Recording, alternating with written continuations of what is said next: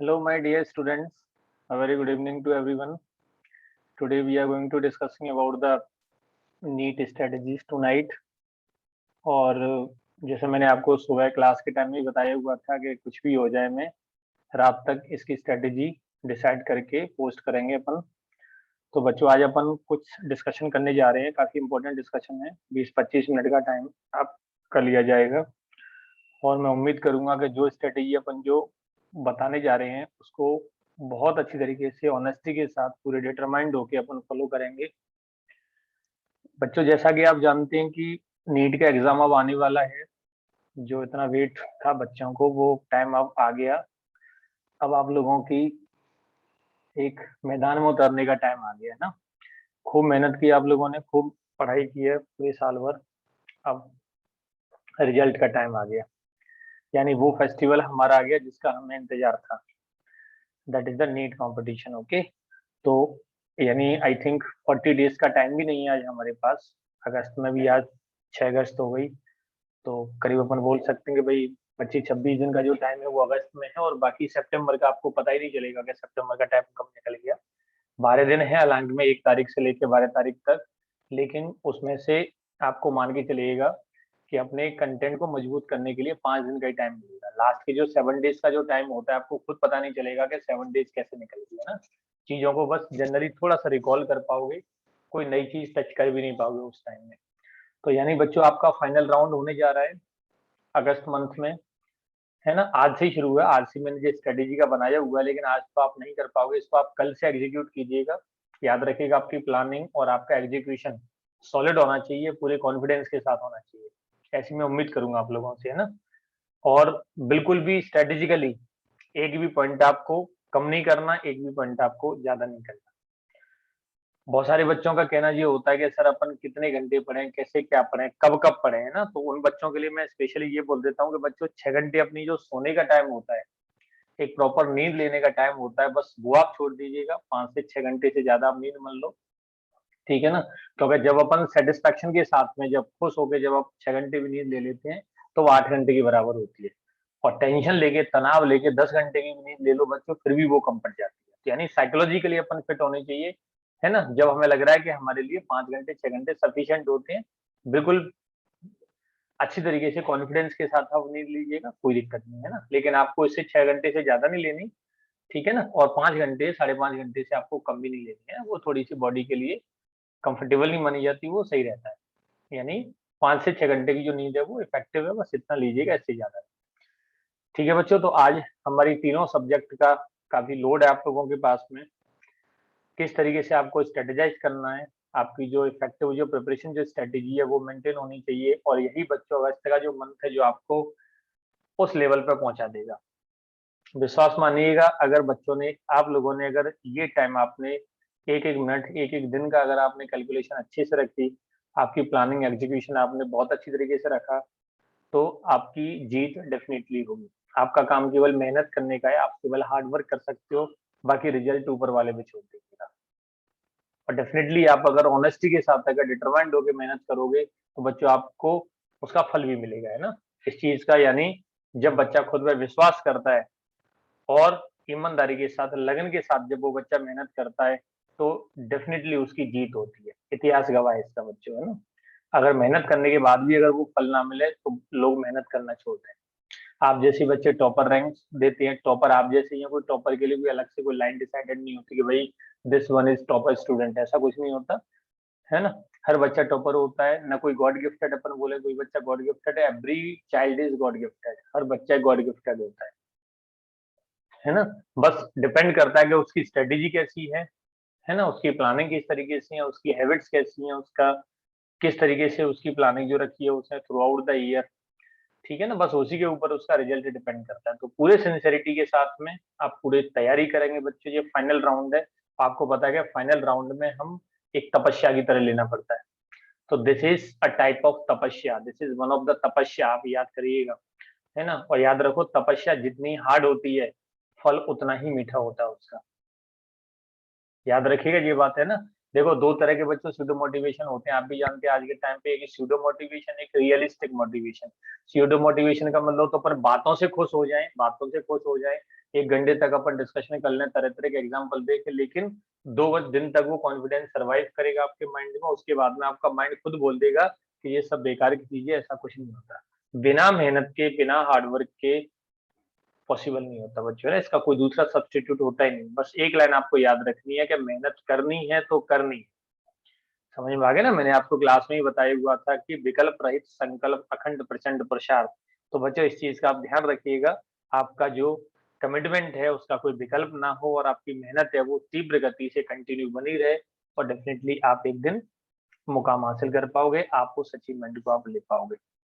ठीक है ना। बस इसमें आपकी जरूरत है सिंसेरिटी, आपकी ईमानदारी, दैट मीन्स ऑनेस्टी, आपका डिटर्मिनेशन और आपका कमिटमेंट, और इन सब के साथ में चाहिए आपका एक सेल्फ बिलीव और कॉन्फिडेंस। इन सारी चीजों को आप प्लस करके रखिएगा, और पूरी स्ट्रेटेजी के साथ ये अगस्त मंथ को निकालो, और उसके बाद में हमारी जो सितंबर का कुछ जो टाइम बचेगा उसमें अपन एक बार और डिस्कशन कर लेंगे कि लास्ट मोमेंट पर आपको और क्या करना है। ठीक है ना। और डेफिनेटली आप एक बहुत अच्छा एक परफॉर्म करके आओगे नीट में, जो आप सोच रहे हैं उससे भी आप बेटर करके आओगे। क्योंकि नीट का एग्जाम कोई बहुत बड़ा एग्जाम नहीं होता कि आप ये सोचे कि पता नहीं क्या होगा, कैसे क्वेश्चन आएंगे, ऐसा कुछ नहीं है। हर साल होता है। अगर आपको विश्वास नहीं होता तो 2020 के जो 2 एग्जाम हुए थे, है ना, आप एक बार उनको देख लीजिएगा। 2019 का पेपर देख लो, 18 का पेपर देख लो, आपको आइडिया लग जाएगा कि किस लेवल के क्वेश्चन एग्जाम के अंदर पूछे जाते हैं। जो चीज जरूरत है वो आप तैयार कीजिएगा, है ना। इररिलेवेंट पार्ट को आपको टच करने की जरूरत नहीं है, बिल्कुल भी आपको टच करने की जरूरत नहीं। जो हमारे रिलेवेंसी, जहां से हमारा नीट का पेपर निकल रहा है, जो कंटेंट हमें जरूरत है याद करने के लिए ना, उसको आप लर्न करो, उसको बार बार आप रीड करो, उसके क्वेश्चन करो। थोड़ा सा मैं आपको सब्जेक्ट वाइज एक बार बता देता हूँ। जैसे सबसे पहले अपन बात करेंगे बच्चों, आज 5 अगस्त से जी हमने टाइम टेबल शुरू किया था, लेकिन सुबह में नहीं आपसे डिस्कस कर पाया था, टाइम ही नहीं मिला था, आप समझ रहे थे। तो इसलिए मैंने सोचा कि अब मैं आपको एक शॉर्टली इसको डिस्क्राइब कर देता हूँ। सबसे पहले देखो अपन बात करेंगे बच्चों बायोलॉजी के अंदर, जूलॉजी बॉटनी दोनों सब्जेक्ट को अपन लेंगे। और 5 अगस्त यानी आज से, आप इसको कल से एग्जीक्यूट कीजिएगा। 6 से प्लानिंग अपन मान 5 की बजाय 6 कर लीजिएगा, और 6 तारीख से नहीं, 6 अगस्त से लेकर 31 अगस्त लास्ट, यानी 31 अगस्त तक का आपको ये पूरा प्लानिंग सेट करना है। ठीक है ना। 31 अगस्त तक की आपकी ये प्लानिंग है। याद रखिएगा, अभी सितंबर की नहीं बताई मैंने, केवल अगस्त अगस्त की प्लानिंग है। क्योंकि अगर हम ये प्लानिंग नहीं बनाएंगे तो आपको क्या लगेगा कि आपने एक दिन 3 चैप्टर रिवाइज कर लिया, आपको ये लगेगा अरे आज तो हमें बहुत सारी चीजें कर ली, लेकिन हमें ये भूल जाएंगे कि हमारे पास में 125 चैप्टर है, फिजिक्स केमिस्ट्री बायो के सबको मिला के, है ना। 100 चैप्टर से भी ज्यादा है हमारे पास। तो यानी हमें इसके साथ साथ हमें मॉक टेस्ट पेपर भी बीच में लेंगे, कम से कम आपको 20 मिनिमम 20 फुल सिलेबस के आपको टेस्ट पेपर भी सॉल्व करनी है, जिसमें से आप कम से कम ज्यादा अगर कुछ नहीं कर पाए तो कम से कम 2005-6 से लेकर और 2020 तक के आप नीट या आईपीएमटी जो पहले चलता हुआ था उसके सारे क्वेश्चन आप सॉल्व कीजिएगा। और इसके अलावा टेस्ट सीरीज वगैरह जो अपनी चल रही है, इनके फुल सिलेबस की जो मॉक टेस्ट है अपन को सॉल्व कीजिएगा, है ना। ठीक है बच्चों, तो बायो में जैसे अपन बात करेंगे, यहाँ पे देखो एक हमने जैसे आज की तारीख ली 5 तारीख, है ना, आप इसको 6 तारीख कंसीडर करेंगे। और कल अपन को आपको क्या करना है, जो आपके करंट टॉपिक जो पढ़ रहे हैं वो तो आप साइड में कर दीजिएगा आप, है ना। वो जो चल रहा है, जो कुछ एक क्लासेस का बच्चा हुआ वो चल रहा है, आप उसको करते जाइएगा साथ ही साथ। इसके साथ साथ में आपको living bird biological classification plant kingdom, एक दिन बॉटनी का पार्ट, दूसरे दिन जूलॉजी का पार्ट, इस तरीके से आपको लेना है। अब जैसे ये जो पार्ट अपन बात करेंगे वो 5 से 7 का टाइम, यानी 6 से 8 में इसको मान लो, है ना। 2-2 दिन की, 3-3 दिन की, पूरे 6 तारीख, 7 तारीख और 8 तारीख तक। ठीक है ना। ये हमारे 3 चैप्टर तो बच्चों बॉटनी की आ गई। उसके बाद में फिर अगले जो तीसरे दिन 3 दिन की अपन बात करेंगे तो जूलॉजी में आ गई, जैसे कि animal kingdom, animal tissues, cockroach, biomolecules वगैरह, है ना। आपने बहुत अच्छी तरीके से नोट्स बना रखे हैं, सारे कंसेप्ट आपको याद है अच्छी तरीके से, है ना। उम्मीद करूंगा कि आप डेफिनेटली बहुत अच्छी तरीके से उसका जवाब दे पाओगे। ठीक है ना। फिर हमने देखो प्लांट मॉर्फो एनाटॉमी और साइटोलॉजी का जो unit of life and cell division, cell cycle, ये भी हमने इसमें इंक्लूड कर दिया, यानी 3 टॉपिक का बच्चों ये हमारा हो गया। ठीक है। इसके बाद अब बच्चों अपन बात करेंगे यहाँ पे, जैसे कि डाइजेशन, ब्रीथिंग, सर्कुलेशन, एक्सक्रीशन, ये आप याद रखिएगा। डाइजेशन, ब्रीथिंग, सर्कुलेशन और एक्सक्रीशन। ठीक है ना। ये हमारे एक साथ हो गए यहाँ पे। 3 दिन का टाइम यहाँ पे भी है। प्लांट फिजियो फिर कंप्लीट रख लीजिएगा। फिर जो बचा हुआ जो ह्यूमन फिजियोलॉजी का पार्ट है वो रख लीजिएगा। ये 3 टॉपिक, यानी ह्यूमन फिजियोलॉजी को मैंने 2 सेगमेंट में कर दिया। ठीक है ना। पार्ट वन यानी एक बॉटनी का पार्ट हुआ, एक जूलॉजी का पार्ट हुआ, ऐसे पार्ट टू, इस तरीके से आपने इस बायोलॉजी को यहाँ पे कंक्लूड कर दिया। ठीक है ना। आप इसका स्क्रीनशॉट लेके रखिएगा, या इसको नोट तो नहीं कर पाओगे, आप स्क्रीनशॉट लेके रख लीजिएगा, जिससे आपको याद रहना है कौन सी डेट को क्या करना है। बस इसमें आपको एक डे बस आपको शिफ्ट करना है। तो अगर 5 की बजाय आपको 6 तारीख से कल से ये प्लानिंग रखनी है, तो सारी डेट में एक एक दिन बस प्लस करते जाइएगा, है ना। ये है बच्चों। और यहाँ पे फिर आपको ये थोड़ा सा कंप्रोमाइज करना, ये थोड़ा सा आपको सेट करना है, क्योंकि ये फिर आपको 31 तक कंप्लीट ही करना है। इकोलॉजी वाला पार्ट है वो 31 तक आपको कंप्लीट करना है। नहीं अगर हो पाए तो आप इसको ज्यादा से ज्यादा 1 या 2 सितंबर तक इसको कंक्लूड करेंगे। ये हमारी बायो का। अब आप सोच रहे होंगे कि ये तो अच्छी बात है भाई, 3 दिन में 3 चैप्टर का ही हो रहा है यहाँ पे, है ना। 3 दिन में बच्चों तीन तीन चैप्टर नहीं है, 3 चैप्टर हमारी केवल बायो के थे, जो 6 तारीख से और 9 तारीख तक आपको 6 तारीख से और 8 तारीख तक आपको ये रीड करनी है ना। इसके साथ साथ अपन जैसे बात करेंगे यहाँ पे फिजिक्स की भी बात करेंगे। आप फिजिक्स में भी आप अपने अकॉर्डिंग देख लीजिएगा, अपने नोट्स बनाए हुए हैं, आपके पास बुक्स वगैरह हैं। अब इसमें से देख लीजिएगा कि कितनी, कोशिश कीजिएगा कि 3 यूनिट्स आप क्लियर कर दें, है ना। 3 दिन का टाइम है तो 3 यूनिट्स यहाँ से क्लियर कीजिएगा। फिर दूसरे 3 दिन के टाइम में ये 3-3 दिन की हमारी स्ट्रेटेजी है ना। 3-3 दिन की स्ट्रेटेजी में आपको ये सारी कैलकुलेशन करनी है, जिससे आपकी फिजिक्स है वो 31 अगस्त तक बच्चों ये भी कंक्लूड हो जाएगी अच्छी तरीके से, है ना। Now we go for chemistry, है ना। अब देखो केमिस्ट्री में भी जैसे मान लो the basic concept of chemistry, structure of atom, classification of element and periodicity in properties, ये आपने एक पार्ट में ले लिया। उसके बाद में केमिकल बॉन्डिंग, मॉलिक्यूलर स्ट्रक्चर वगैरह ना, state of matter, gases, liquid वगैरह दूसरा पार्ट ले लिया। तीसरे में आपने थर्मोडायनेमिक्स, इक्विलिब्रियम को ले लिया। फिर आपने रिडक्शन रिएक्शन, हाइड्रोजन और एस ब्लॉक एलिमेंट्स को ले लिया। फिर इस तरीके से आप मतलब अगर कोई ज्यादा अगर बड़ी टॉपिक अगर आ गई तो 2 रख लीजिएगा 3 दिन के टाइम में, और छोटे छोटे हैं तो आप 3। अब जैसे मैं लास्ट में ये बात करूं यहाँ पे, है ना, लास्ट में जब अपन अगस्त के बिल्कुल एंडिंग पे होंगे, तो मेरे हिसाब से आप इनको 2 दिन में यहाँ से क्लियर कर दोगे। 12 नंबर से लेके 16 तक एल्डेहाइड कीटोन्स, कार्बोक्सिलिक एसिड आप कर दोगे, और इसके साथ में ये ऑर्गेनिक कंपाउंड्स कंटेनिंग नाइट्रोजन, ये एक दिन का ये रख लीजिएगा। और लास्ट के डेज में बच्चों बायोमोलिक्यूल्स, पॉलीमर और ये फार्मास्यूटिकल केमिस्ट्री का जो पार्ट है, आप ये एक दिन में कंक्लूड कर दोगे। बायोमोलिक्यूल्स को करने में टाइम इसलिए नहीं लगेगा क्योंकि इससे पहले आप बायो में इसको कंप्लीट कर चुके होंगे ना। तो कुछ ही उसके कंसेप्ट होते हैं biomolecule chemistry point of view से, उनको बस इसमें चीजों को बस ऐड करना होता है, बाकी सारी चीजें वही होती हैं, ठीक है ना। कार्बोहाइड्रेट्स का थोड़ा सा एक कॉन्सेप्ट अलग से पढ़ते हैं, अलग से थोड़ी सी डिटेल आ जाती है उसमें, ठीक है ना। अलग अलग साइनोहाइड्रोन ओसाजोन फॉर्मेशन वगैरह, है ना। एचसीएल की रिएक्शन के साथ जो सर ने आपको बताई होंगी, आप एक बार उसको देखिएगा, केमिस्ट्री वाले सर ने डिस्कस किया होगा। उसके साथ साथ में जैसे आपने जब प्रोटीन्स की पढ़ रहे हैं तो प्रोटीन की स्ट्रक्चर का जो कंफिग्रेशन वो सब सारी चीज ऐड कर लेना। अमीनो एसिड के स्ट्रक्चर वगैरह देख लेना, कुछ अमीनो एसिड्स के कर लीजिएगा, है ना। बाकी neutral amino acids, acidic, basic, इनके सारे नाम वगैरह याद करके रखिएगा पहले से ही, है ना। तो यानी आप इसको आराम से कंक्लूड कर दोगे, इसको एक दिन में ये 3 चैप्टर लास्ट के कंक्लूड कर दोगे, है ना। वो भी बच्चा बहुत अच्छी स्पीड मेंटेन करेगा तो 13, 14, 15, 16 यहाँ तक एक ही दिन में कंप्लीट कर देगा। इस तरीके से आपको बच्चों ये केमिस्ट्री को लेना है, यानी आप समझ गए 3 चैप्टर हमारे 3 दिन में, जैसे हमारे 3 बायो के हो गए, जैसे बॉटनी में लिविंग बर्ड, बायोलॉजिकल क्लासिफिकेशन और प्लांट किंगडम, 3 चैप्टर हमारे हो गए। 3 चैप्टर हमारे केमिस्ट्री के हो गए, तीनों 3 6, और 2 कम से कम फिजिक्स के ले लिया आपने, 6 और 2 8। फिर अगले 3 दिन में अपन बात करेंगे तो फिजिक्स के 3 ले लेना, केमिस्ट्री के 2 कर देना, बायो के 3 ही होने चाहिए, क्योंकि बायो में जूलॉजी बॉटनी एक साथ चल रही है, ठीक है बच्चों, ना पूरी बायो का पार्ट अपन लेके चल रहे हैं। तो एक दिन जैसे आपने ये लिया बॉटनी का, फिर दूसरे दिन जैसे दूसरे 3 दिन के बाद में जैसे 6, 7, 8 को कर लिया।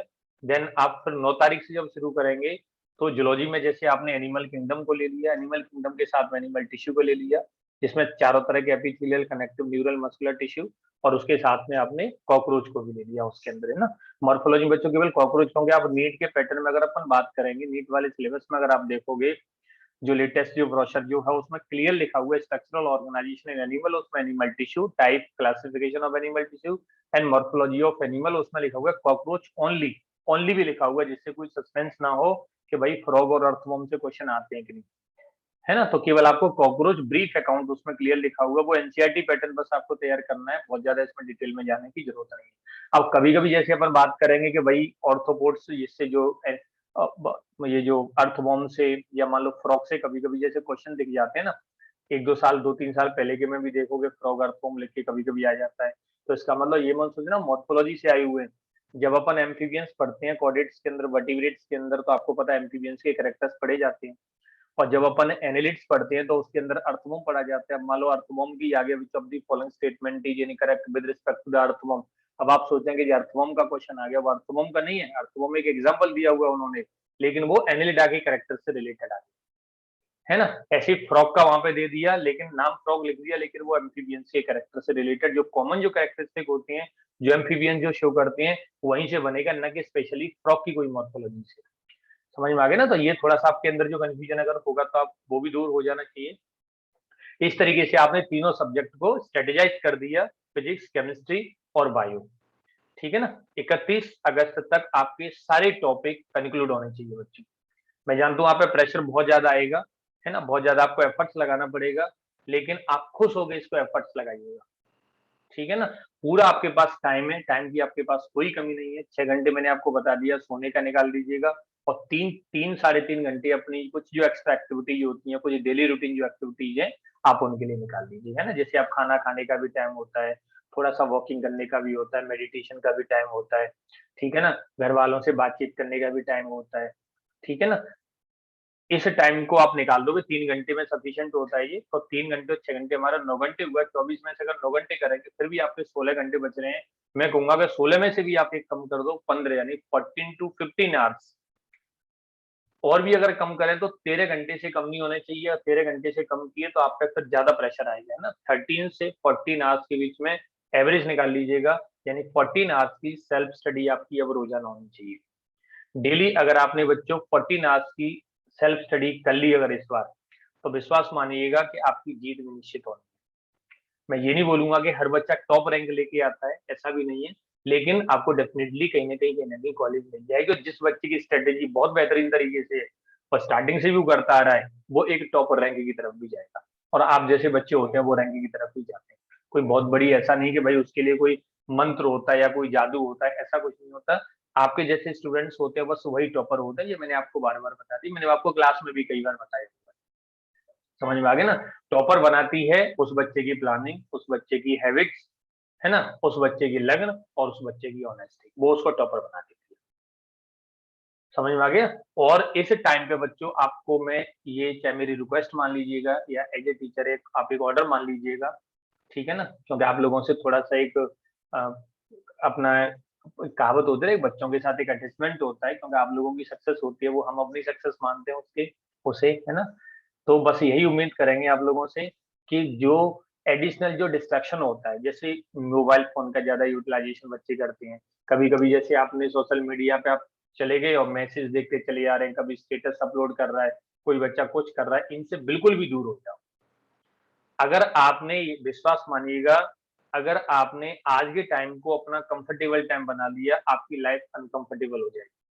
तो आज अपने आप को आपने अनकंफर्टेबल कर लिया, है ना, एफर्ट्स में डाल दिया, तो आपकी लाइफ हमेशा के लिए बच्चों कंफर्टेबल हो जाएगी। फैसला आपके हाथ में, आप खुद सोचिएगा इस चीज को, क्योंकि आपकी सक्सेस के पीछे बहुत सारे लोगों की ब्लेसिंग्स हैं, बहुत सारे लोगों की दुआएं हैं, वो भी काम में आएंगी। और मैं उम्मीद करूंगा कि वो दुआएं भी पूरी होंगी, वो आपकी जो उम्मीदें हैं, एक्सपेक्टेशंस हैं, वो पूरी होंगी। समझ में आ गया ना। आप ये सोच के जरूर देखिएगा कि जब आपके ये वाले 1 डेढ़ महीने के जो एफर्ट्स से अगर हम कॉलेज में पहुंच जाएंगे, हमारी एमबीबीएस की शुरुआत हो जाएगी, तब आपके अंदर एक नेचुरल कॉन्फिडेंस आएगा। नहीं तो आप ये सोच के देखना कि अगर बाई चांस हमने लापरवाही कर दी बच्चों, और अगर मान लो अगर अपन नहीं पहुंच पाए कॉलेज में, तो फिर 1 साल की कीमत उस बच्चे से पूछेगा जो मेहनत करता है साल भर। 1 साल की कीमत बच्चों क्या होती है ना, वो अब हो सकता है कि अभी हमें कुछ बच्चों को अंदाजा नहीं लगे अभी, लेकिन जिस दिन रिजल्ट आता है उस दिन आपको ये बात मेरी याद है। जोड़ी तसल्ली बेटा आज तक दी नहीं है, क्या करूं, कभी नहीं देता, है ना, कि मैं आपसे बातों में बोल दूं कि शाबाश बेटा, 2 4 एग्जाम्पल दे दूं, है ना, 2 4 आपको वीडियोस वगैरह दिखा दूं कि शाबाश बेटा ये हुआ, मोटिवेशन होके आपके अंदर एक जोश भर जाए। कुछ नहीं होता, वो केवल 2 दिन का जोश होता है। This is the short life जोश। और शॉर्ट लाइफ कॉन्फिडेंस कभी भी काम नहीं करता अपनी सफलता में। सफलता के लिए एक रियलिस्टिक कॉन्फिडेंस की ही आवश्यकता होती है। आप किसी से भी पूछ लीजिएगा। समझ में आ गया ना। सफलता आपको लाइफ में अगर सफलता हासिल करनी है, तो सबसे पहले तो आप अपने ऊपर विश्वास रखो, आप अपने कॉन्फिडेंस को कम मत होने दो, क्योंकि आपके अंदर वो एफर्ट्स हैं, आपके अंदर वो ताकत है, आपके अंदर वो जोश है जिसे कोई भी दुनिया की ताकत पीछे नहीं कर सकती। If you believe in your self nothing should hold you back, याद रखिएगा हमेशा। समझ में आ गया ना? तो पूरे जोश के साथ में, पूरी शिद्दत के साथ आप तैयारी कीजिएगा, और मैं उम्मीद करूंगा कि आपकी बच्चों जीत डेफिनेटली होनी है इस 2021 नीट के अंदर। और ऐसा नहीं कि भाई केवल आपको बस ये अभी मेहनत करनी है, आपको लग रहा है कि बस इससे ज्यादा मेहनत की जरूरत नहीं होगी हमें, बस एक बार मेहनत करनी है। जो बच्चे एमबीबीएस कर रहे हैं बच्चे, उनसे आप पूछिएगा, नीट से भी ज्यादा मेहनत की जरूरत होती है। तो यानी अब आपको आदत डालनी है, धीरे धीरे अब आपको सेल्फ स्टडी की आदत डालनी है, और वो भी एक अच्छी तरीके से आदत डालनी है। एक तो पार्ट हमारा ये हुआ है इसके अंदर कि भाई तीनों सब्जेक्ट को हमने कंक्लूड कर लिया, हमारी यूनिट्स हो गई फिजिक्स की, केमिस्ट्री की और बायो की। ऑन एन एवरेज मैंने आपको बता दिया कि 100 यूनिट्स के आसपास हो गई, जो हमें बचे हुए 26 दिन में सारी चीजों को कंक्लूड करना है बहुत अच्छी तरीके से, है ना? 2 दिन पहले कर लें तो अच्छी बात है, लेकिन कोशिश कीजिएगा कि 2 दिन के बाद करें। एक पॉइंट और अच्छी तरीके से बच्चे याद रखिएगा कि अगर आज आपका टास्क, अगर आपने जो प्लानिंग की अगर नहीं हो पाया, तो कोशिश कीजिएगा उसको नेक्स्ट डे करने की, है ना? पेंडिंग मत डालिएगा, अब पेंडिंग डालने का टाइम बचा ही नहीं। सारी चीजों को आप रिवाइज करो। अब देखो रिवाइज आपको कहाँ से करना है, ये मैंने आपको यहाँ पे मेंशन कर रखा है। यहाँ पे आप एक बार देखिएगा, ये देखो, जैसे बायो के रिस्पेक्ट में मैं बात करूं, थ्योरी पार्ट होता है एनसीईआरटी को आप वेरी क्लियरली एक एक लाइन को आप एक बार अंडरलाइन कीजिएगा। जो आपको लग रहा है वो टॉपिक ज्यादा इंपॉर्टेंट है, आप उसको और अच्छी तरीके से तैयार कीजिएगा। डायग्राम वगैरह होते हैं उनकी लेवलिंग को तैयार कीजिएगा, कौन सा डायग्राम किस तरीके से है, आप उसको अच्छे से सेट कीजिएगा।